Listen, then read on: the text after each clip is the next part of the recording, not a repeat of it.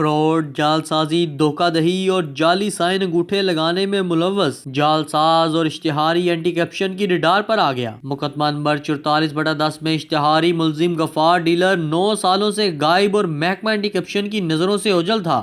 یہ جی 44/10 مقدمہ تھا ایک ہمارے پاس، اس میں ڈائریکٹر صاحب کی ہدایت پہ ہم نے ان کو گرفتار کیا۔ یہ 2010 کے ہمارے اشتہاری ہیں اس مقدمے کے، جو اس مقدمے کی بی بی ہے فاریہ خلیق، وہ ہمارے ڈی جی صاحب کے پاس بھی میں جاتی رہی ہے، پیش ہوتی رہی ہے کہ میرے ملزم ہیں تو ان کو گرفتار کریں۔ یہ کافی عرصے سے غائب تھے، آج ہمیں اپنے کسی خاص اثاثے سے پتہ چلا ہے تو آج ان کو ہم نے کانے سے ان کو گرفتار کیا ہے۔